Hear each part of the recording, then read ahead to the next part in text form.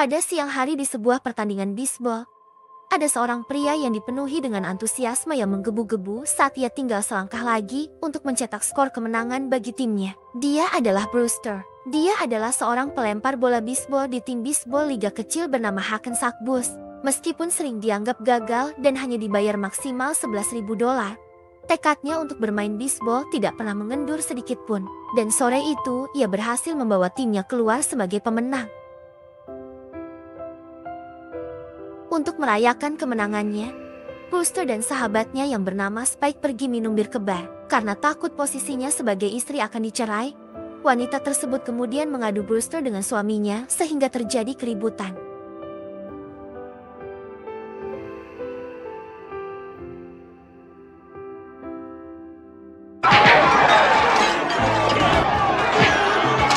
Atas kejadian itu, Brewster dan Spike dimasukkan ke dalam penjara. Pelatih mereka yang bernama Carly kemudian datang. Namun bukannya membebaskan mereka, Carly malah menghentikan mereka. Mau tidak mau, Brewster dan Spike harus menghadapi persidangan, mengingat mereka tidak memiliki uang sepeser pun untuk membayar uang jaminan. Mereka terancam hukuman penjara. Mendengar hal tersebut, Brewster dan Spike panik. Namun kepanikan tersebut langsung mereda ketika seorang fotografer bernama JB Donaldo datang menyelamatkan mereka. Donaldo bersedia menyelamatkan kedua orang ini, asalkan mereka pergi ke New York bersamanya. Tanpa pikir panjang, mereka pun segera berangkat ke New York. Sesampainya di New York, Donaldo langsung membawa mereka ke sebuah firma hukum. Rupanya, ia diminta secara khusus untuk membawa Brewster kepada pemilik yayasan amal bernama Granville A&D Baxter. Ia kemudian masuk ke ruangan Granville dan Baxter. Rupanya di sana juga ada seorang pengacara yang telah menunggunya. Namanya Edward. Edward adalah pengacara dari paman buyutnya yang bernama Rupert Horn. Brewster akan mendapatkan $300 juta jika ia dapat menghabiskan $30 juta hanya dalam waktu 1 bulan, tanpa sepeser pun uang atau aset. Jika ia gagal, semua hasil penjualan akan disumbangkan ke yayasan amal milik Granville dan Baxter. Brewster harus merahasiakan misi ini dari semua orang, karena belum pernah memiliki kartu kredit seumur hidupnya. Ia tidak ingin melewatkan kesempatan langka ini. Ia pun menerima tantangan tersebut. Dan untuk menjaga agar tidak terjadi kecurangan, Granville dan Baxter sengaja mengirimkan seorang pengacara yang akan mengawasi pengeluaran Brewster. Dia adalah Angela. Brewster kemudian memberitahukan kabar tersebut kepada Spike bahwa ia kini telah menjadi miliarder. Namun, Spike mengira itu hanya lelucon. Namun saat ia menunjukkan uangnya yang sangat banyak, Spike hanya bisa bertahan. Spike kemudian memujinya karena telah menjaga perhatiannya pada uang sebanyak itu. Namun, Brewster dengan cepat menghambur-hamburkan semua uang itu, mulai dari mempekerjakan orang sembarangan, membeli tim bisbol, menyewa limusin dengan sopir, hingga mentraktir dan menyewa hotel untuk orang-orang dari desa yang sama.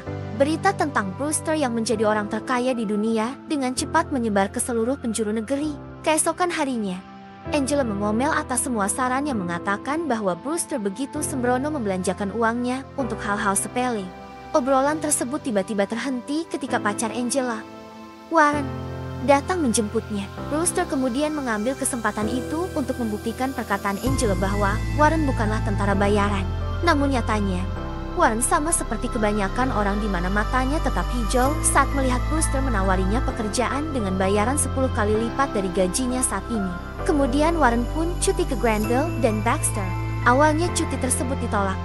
Namun ketika mereka mengetahui bahwa ia bekerja untuk Brewster, mereka langsung berubah pikiran dan memintanya untuk memata-matai Brewster. Warren akhirnya memulai pekerjaan barunya. Namun saat Brewster hendak mendekatinya, Warren tiba-tiba terjatuh.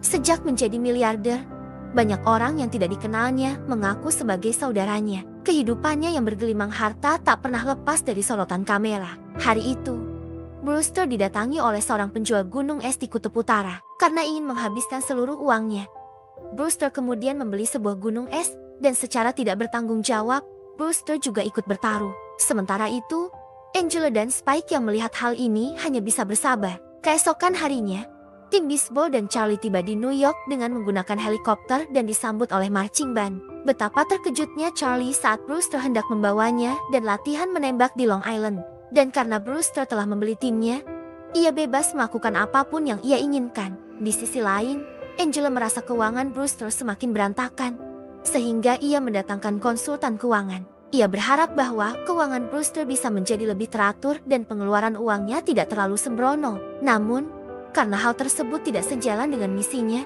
tentu saja ia marah.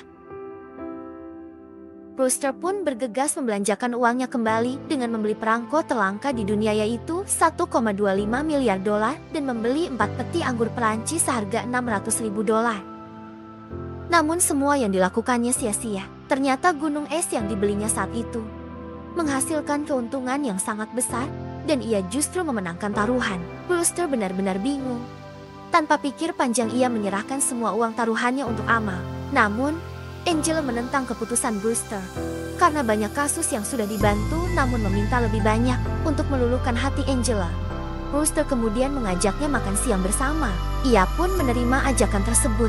Namun saat mereka akan pergi, sebuah mobil menabrak mobil Brewster. Alih-alih meminta ganti rugi, ia malah menyuruh pemilik mobil untuk berpura-pura terluka dan memberikan uang kepadanya. Melihat semua itu, Angela otomatis tercengang. Ia bahkan tidak ingin memperkenalkan pria itu di depan kerabat dan keluarganya. Malam itu, Angela memiliki janji minum-minum dengan Warren. Bukannya membuat suasana hatinya menjadi lebih baik, ia malah membuat suasana hati Angela semakin memburuk. Tanpa tega, dia menuduhnya memiliki perasaan terhadap Brewster. Perasaan Angela terhadapnya tidak lagi sama seperti sebelumnya. Tidak terima dengan tuduhan tersebut, ia segera meninggalkan tempat itu. Pagi harinya, agen Spike memberikan kabar gembira bahwa uang Brewster bertambah 10 juta dolar lagi. Mendengar hal ini, dia langsung sangat bingung. Mungkin ini adalah balasan dari kedermawanannya yang sering memberikan uang kepada semua orang. Karena bagaimanapun juga, tidak akan ada orang yang menjadi miskin hanya karena bersedekah. Brewster yang sangat terkejut, kemudian berteriak histeris di tengah-tengah kekacauan tersebut. Ia pun tiba-tiba mendapatkan ide cemerlang untuk menghabiskan semua uang itu. Ia akhirnya turun ke dunia politik. Ia mencalonkan diri sebagai wali kota dan kabar itu dengan cepat menyebar. Siapa sangka, popularitasnya sebagai politisi semakin meningkat. Ia bahkan berhasil merebut hati masyarakat New York dan uang yang dimilikinya pun perlahan-lahan semakin berkurang. Suatu hari, tibalah saatnya Brewster kembali ke lapangan untuk melawan tim bisbol terkenal. Sebelum bertanding, ia menyemangati timnya untuk tidak menyerah sebelum bertanding. Karena masih ada secercah harapan selagi mereka mau berusaha. Dan timnya pun langsung merasakan semangat yang membara. Pertarungan pun dimulai. Awalnya tim Brewster memimpin, namun dengan cepat keadaan berbalik ketika permainan semakin memburuk.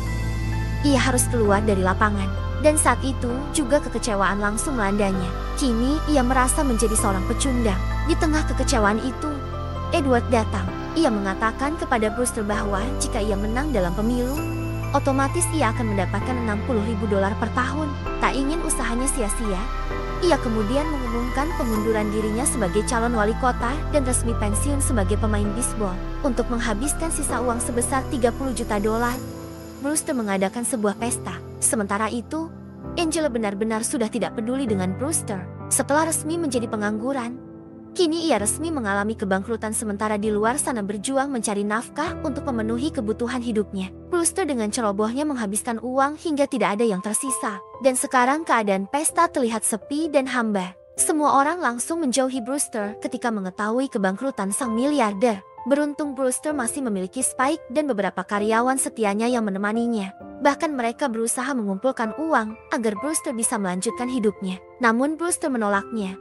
Karena bagaimanapun sekarang misinya sudah selesai dan ia yakin akan kembali kaya raya. Hari itu adalah hari ke-30 di mana tepat pukul 12 malam. Keputusan akhir akan keluar. Kini satu-satunya harta Brewster adalah kemeja bisbolnya yang sudah compang camping. Ia kemudian meninggalkan hotel. Ketika sampai di firma hukum, Warren tiba-tiba mengatakan bahwa Brewster masih memiliki sisa uang sebesar 20.000 dolar. Ia langsung panik. Ia tidak ingin terjebak dalam kemiskinan lagi. Namun dengan waktu yang ada, dia tidak punya pilihan lain. Brewster hanya bisa melihat kekacauan itu tanpa darah. Di sana Warren tertawa dengan jahatnya. Dia sangat senang sampai-sampai Warren tidak menyadari kehadiran Angela. Warren kemudian membeberkan semuanya. Ternyata uang tersebut merupakan tipu muslihat yang dilakukan Warren bersama Granville dan Baxter. Ia sengaja meminta ganti rugi atas kerusakan salah satu perabot di kamar Brewster. Tak terima ditipu Brewster, Angela kemudian membongkar kebohongan tersebut. Brewster yang mengetahui hal yang sebenarnya merasa sangat marah. Ia menuntut Warren ke pengadilan, dan agar uangnya bisa cepat cair, Brewster kemudian menyewa Angela sebagai pengacaranya. Ia menggunakan uang sebesar $20.000 sebagai uang muka. Akhirnya Brewster berhasil mendapatkan warisannya. Selain memegang uang $300 juta, Brewster juga berhasil memegang hati Angela untuk selalu berada di sisinya. Dan film pun berakhir. Terima kasih sudah menontonnya.